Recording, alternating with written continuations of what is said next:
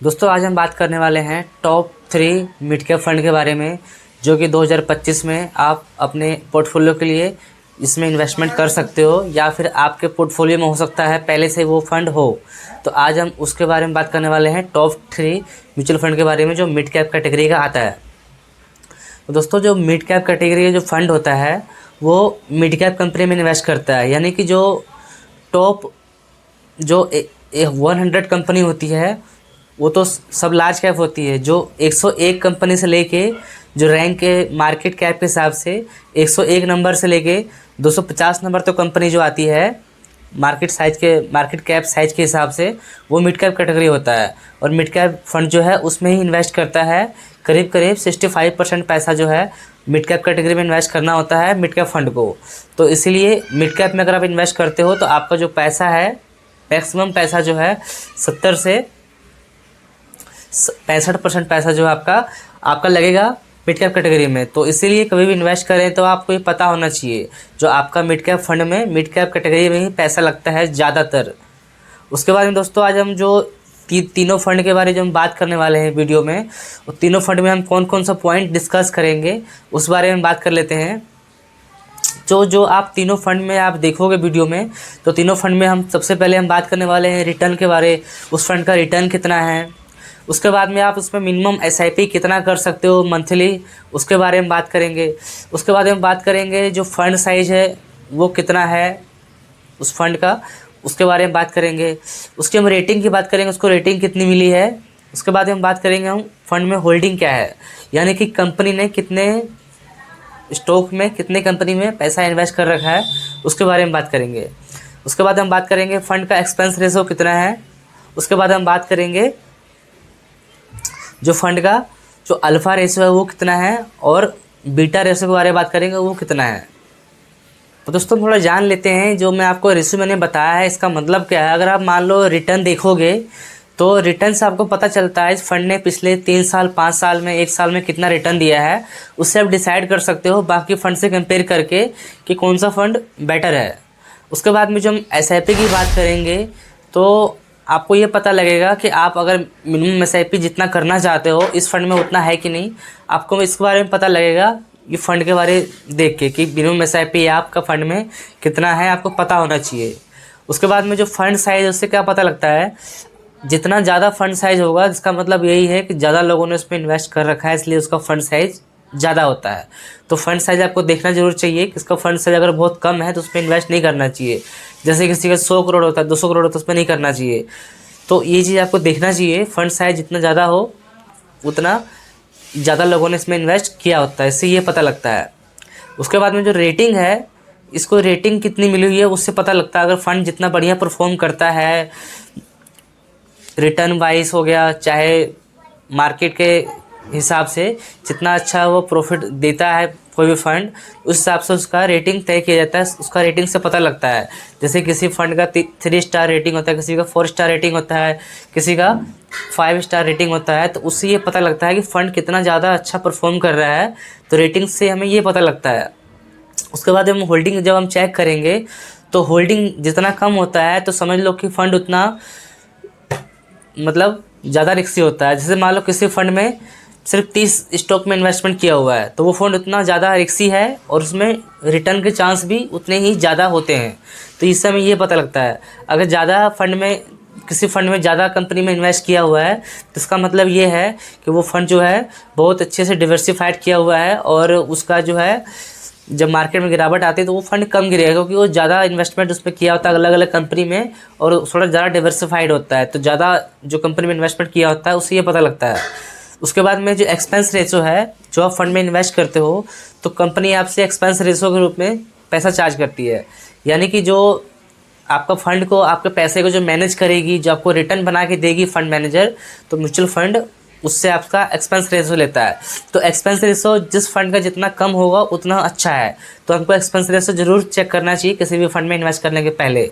उसके बाद में जो अल्फ़ा रेशो होता है, वो अल्फ़ा रेशो जितना ज़्यादा होता है तो समझ लो कि उतना ही ज़्यादा अपने बेंचमार्क इंडेक्स से रिटर्न बना के दे रहा है, तो ये हमेशा ज़्यादा होना चाहिए।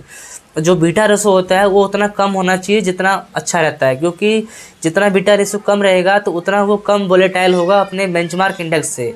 तो आज हम ये सारा पॉइंट डिस्कस करने वाले हैं, तो वीडियो को आप पूरा देखें और डिटेल में समझें। उसके बाद में ये आप कोई डिसीजन लो, किसी भी फंड में इन्वेस्ट करो, चाहे आप खुद से भी रिसर्च करोगे तो आपको ये चीज़ें ध्यान रखनी चाहिए। और एक ख़ास बात, जो भी फंड के बारे में वीडियो में बताने वाला हूँ वो सिर्फ मैं एजुकेशन पर्पस के लिए बता रहा हूँ, कोई भी मेरी तरफ से इन्वेस्टमेंट एडवाइस नहीं है। ये सिर्फ एजुकेशन पर्पस से बनाया गया वीडियो है। किसी भी फंड में इन्वेस्ट करने के पहले एक बार अपनी खुद की रिसर्च ज़रूर करें और अपने फाइनेंशियल एडवाइज़र से सलाह लेकर ही इन्वेस्ट करें। दोस्तों, अब हम बात कर लेते हैं इस लिस्ट का जो नंबर 3 फंड है वो है कोटक इमर्जिंग इक्विटी फंड, जो कि एक मिड कैप कैटेगरी का फंड है।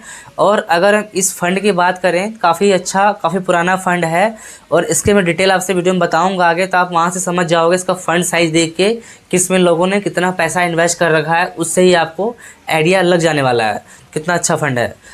इस फंड का अगर हम रिटर्न की बात करें तो पिछले 1 साल में 11% का रिटर्न दिया है इस फंड ने, और जो पिछले 3 साल का रिटर्न है इस फंड का वो है 25% का, यानी कि 25% का सालाना रिटर्न दिया है इस फंड ने।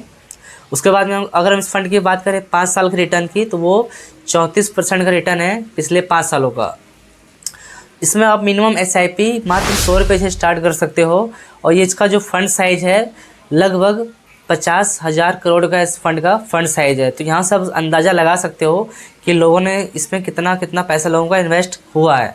तो काफ़ी अच्छा फंड है ये भी, और इसको जो रेटिंग है 4 स्टार का रेटिंग मिला हुआ है।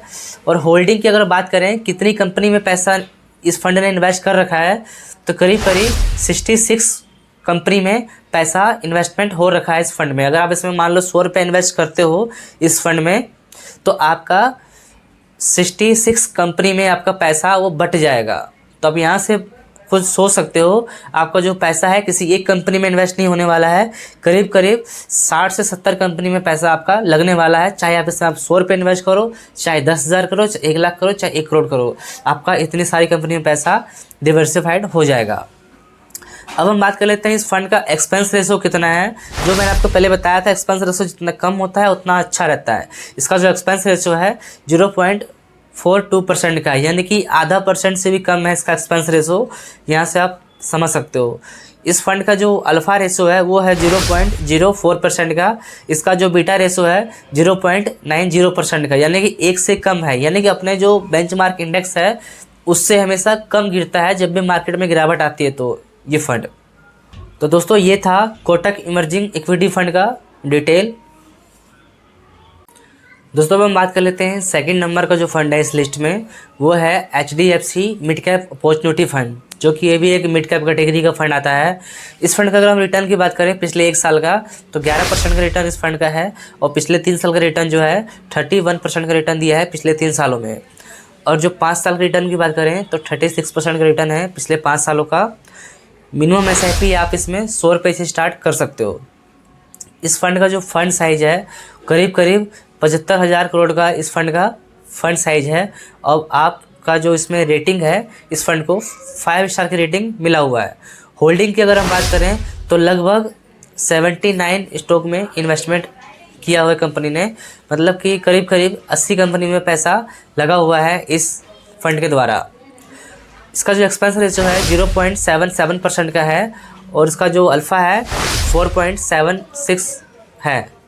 इसका जो बीटा रेशो है 0.88 का है। तो दोस्तों, ये था कुछ detail mid cap opportunity fund का।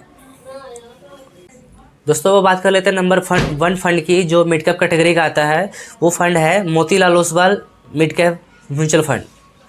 इसका अगर हम बात करें पिछले रिटर्न का 1 साल का, तो 17% का रिटर्न दिया है पिछले 1 सालों में, और पिछले 3 साल का जो रिटर्न है वो है 34% का सालाना रिटर्न दिया है पिछले 3 सालों में। और पिछले 5 सालों का जो रिटर्न है वो करीब करीब 40% का रिटर्न है पिछले 5 सालों का इस फंड का। मिनिमम SIP आप इस फंड में 500 रुपये से स्टार्ट कर सकते हो। इसका जो फंड साइज है वो करीब करीब 28,000 करोड़ का है, यानी कि 27,780 करोड़ का है। तो करीब करीब 28,000 करोड़ का इस फंड का फंड साइज है। इसकी जो रेटिंग है, इसको 5 स्टार का रेटिंग मिला हुआ है। और इसका जो होल्डिंग है तो 34 स्टॉक में कंपनी ने इन्वेस्ट कर रखा है, यानी कि 34 कंपनी में पैसा लगा हुआ है। काफ़ी कम होल्डिंग है, उस हिसाब से रिटर्न भी इसका हाई है और हाई रिस्क फंड भी है। तो आप ये भी देख सकते हो, रिटर्न काफ़ी इसका हाई है और कम स्टॉक में पैसा लगा हुआ है, काफ़ी बढ़िया फंड है। एक्सपेंस रेशो जो इस फंड का है वो है 0.68% का। इसका जो अल्फ़ा है 7.26% का अल्फ़ा रेशो है। अगर हम बीटा रेशो की बात करें तो इसका जो बीटा रेशो है 0.90 का। तो आप देख सकते हो इसका भी जो बीटा रेशो है 1 से कम है। इसका जो अल्फ़ा है करीब करीब 7% से भी ज़्यादा है।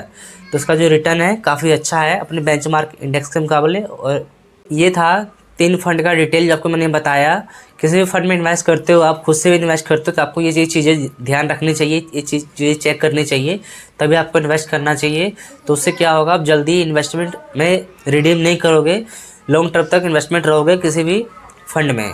तो ये चीज़ें अगर आप ध्यान रखोगे तो आपको काफ़ी अच्छा प्रॉफिट होने वाला है आने वाले टाइम में।